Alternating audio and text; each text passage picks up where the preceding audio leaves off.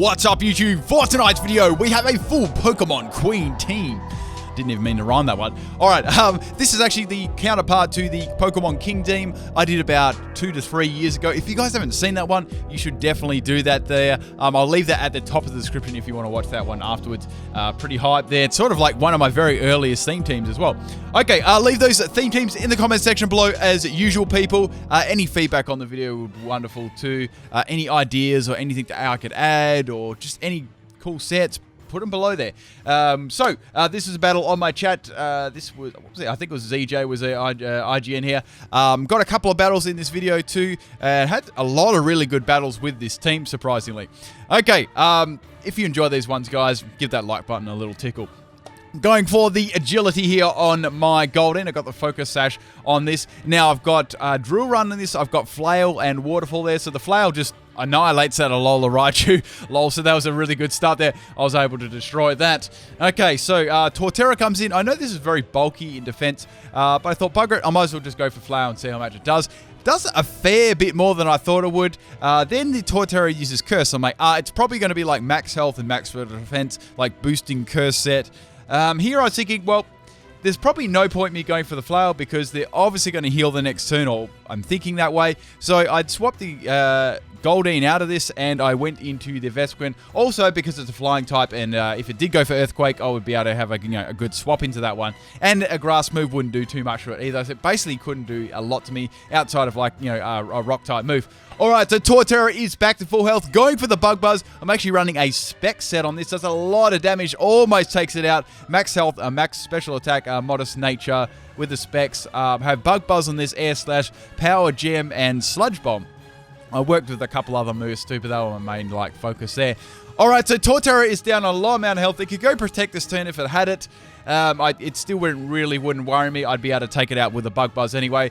They're going to withdraw their Torterra, so it's on low health. That's good. I can probably finish it off later on. Now, Rhydon is going to come in here. Rhydon isn't very bulky in special defense, even with Everlight, so it takes it really badly. They probably didn't think I was running specs. It does get a little bit back from the Leech Seed too, but here I was thinking, if I could cripple both those walls, that would be really good because I could take them out later on. So going for the Bug Buzz, just missing the kill there, but it did really good because Rhydon and the Torterra on very, very low health at the cost of Vespiquen, so I could easily revenge kill them with my Pokemon, any of them. So bringing Goldeen back in here, I knew I'd be able to actually outspeed this thing, going for the Waterfall, and that's going to be enough to take out the Everlight Rhydon there, and that would have been a pain. It would have maybe had like something like Rest too. Big annoying thing there. Okay, so we have the Salazzle coming in. Obviously, I'm not going to be able to speed this. It's going to go for the Flamethrower and take out my Goldeen. I just went for Waterfall. Sorry, I went for Drill Run there because it's 4 times. That's down anyway. I knew that I wouldn't be able to outspeed. So I thought, bugger it, let's send in my Salazzle. This is a physical Salazzle, bet you never guessed that one. This has got a pretty interesting set on it. So I've got the Leechy Bear on this. I've got Poison Jab, Knockoff, Flame Charge. I'm actually running Adamant Nature on this, I believe. I've already got the Leechy Berry boost there, and I've got Flame Charge for the extra speed boost. Alright, so that Life Orb, getting rid of that Life Orb did a lot of less damage to me. Going for the sub here, I'm going to get the Substitute up and the Leechy Berry, which is nice.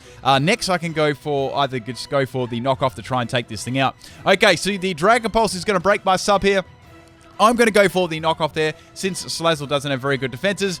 I lose the speed tie. God, I'm salty about that. And it's going to take me out with the Dragon Ball. So I won the first 2 speed ties. That's why I went for the sub. And then I lost the last one where it actually mattered. So that kind of sucked.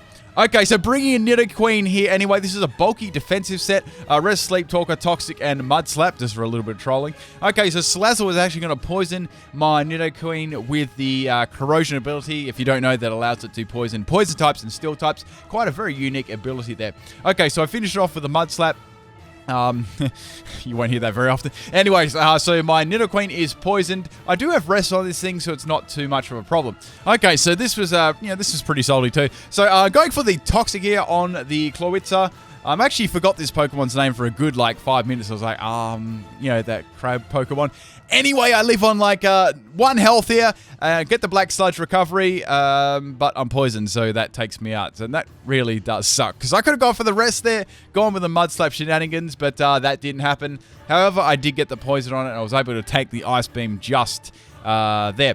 Anyway, so bring in Serena here. Now I've got a acupressure set with Razor Leaf. Going for the Razor Leaf right off the bat, hoping to get the crit, which I do. Just misses the kill there. And this is going to go for yet another Ice Beam, which is going to be able to take me out there for super effective damage. However, that Toxic from early is going to do enough damage to take out the Clawitzer, and that is down. So very, very even battle at the moment, like Pokemon, falling on each side very, quickly. Okay, so bringing in my last Pokemon, which is my Milotic. This is a max health, max attack, choice band Milotic. Going for the Avalanche this turn. Torterra's going to go for the Leech Seed, just putting that up on it. It obviously didn't have like a really powerful grass attack like Woodhammer. That could have been a problem. I'm going to take it out there with the Avalanche there. So I was prepared if it was going to attack me there to, that would have definitely one-shotted with the Avalanche. All right, so the last Pokemon is Chatot. I knew that I could take a Boom Burst, basically anything this thing could throw at me, I knew that I could take, so obviously I locked myself into the Avalanche there. It's going to go for the Z. Guys, it's going to go for the Z mirror move. Obviously, it's going to copy the Avalanche, and that's not going to be very effective. I'd say they knew that they wouldn't be able to take me out there, obviously without a crit, and they probably wanted to show off a Chatot using an Ice move too, which was pretty awesome. Did quite a lot of damage to me, considering it wasn't very effective. Going for the Avalanche and finishing off the Chatot there. So, very nice battle there. Hope you guys enjoy this one. Some interesting sets there. Let's get right into the second one. All right, this was against Eckhart on my chat. Now, using the same team and strategies here, leading with Goldeen as well. All right, so we have our Oricorio here. I've got my trusty Seaking, trusty Goldeen.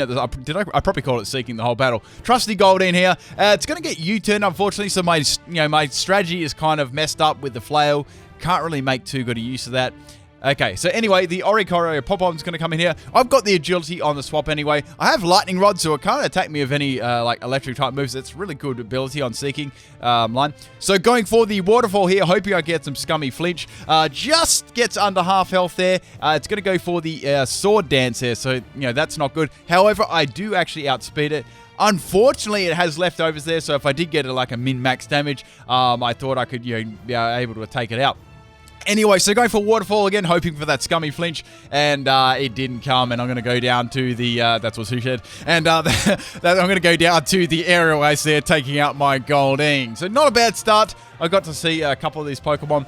The Oricorio was down to a low amount of health anyway, and it didn't seem like it was super, super fast. Okay, so swapping in Salazzle here, I can go for the Flame Charge here, boost my speed, be at full speed, and, start some shenanigans with the physical set. Okay, so we have the Oricorio Pompon down there. I've got a +1 in speed. Not that I'm slow. I've just got adamant nature on this thing. I need to hit, I really need to be hitting as hard as I possibly can. Okay, so the Oricorio is going to come in here. Now here I'm going to go for the Substitute. I'll need to get that Leechy boost to even do something.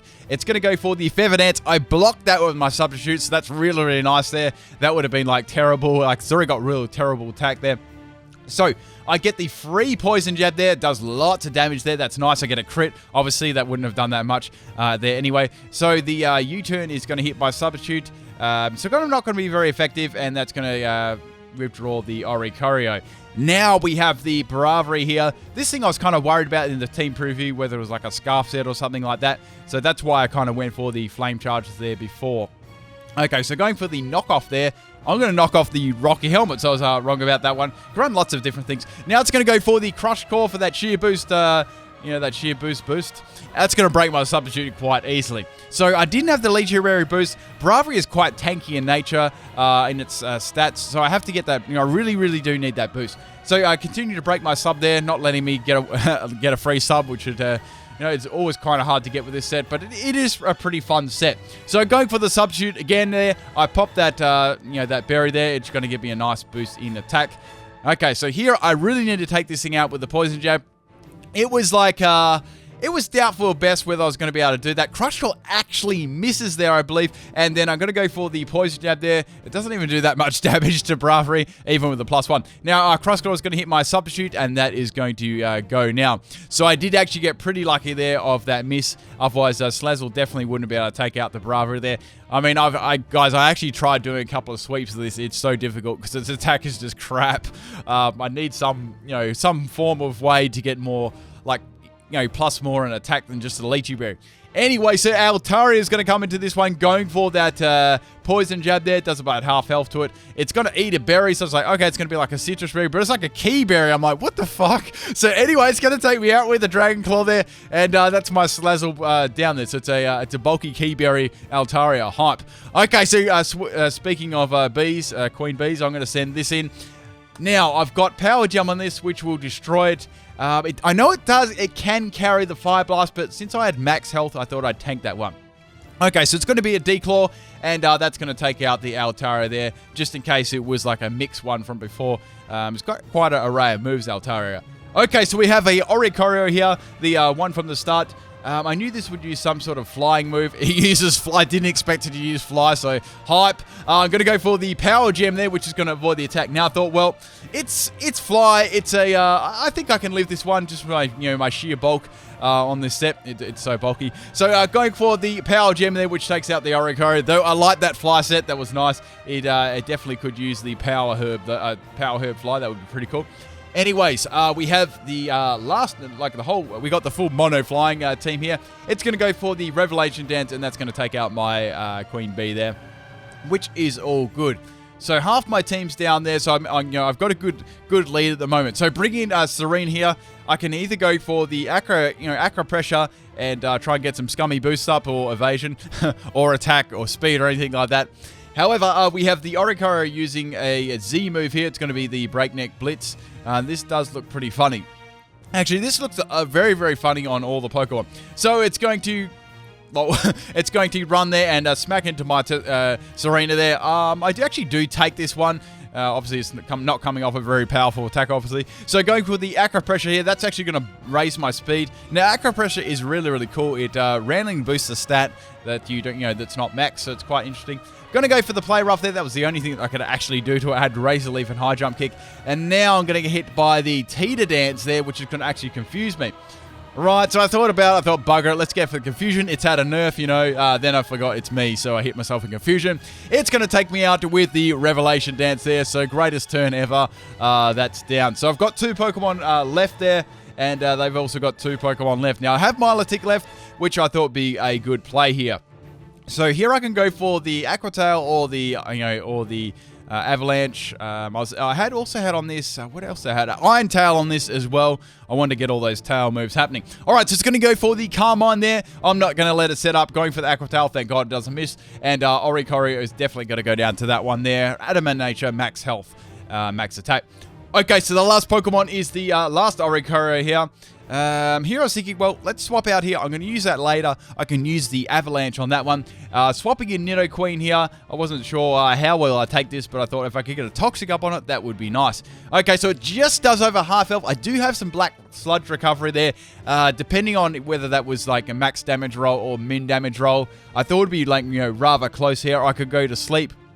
One of those things there. Anyway, that's going to take me out there. That's my Nidoqueen down. So the last Pokemon I have is my Milotic. I wanted to swap anyway, so I couldn't lock myself into Aqua Tail in case it, that missed. That would be terrible. Going for the Avalanche here. Now it's going to go for the Revelation Dance. It does have that Carmine boost up, and that's only going to do about half health to my Milotic. It does have the Life Orb as well, and get the full power from Avalanche, and that's definitely not going to live there. And that's the game. I hope you guys enjoyed both these battles. Really fun. Enjoy the bloopers.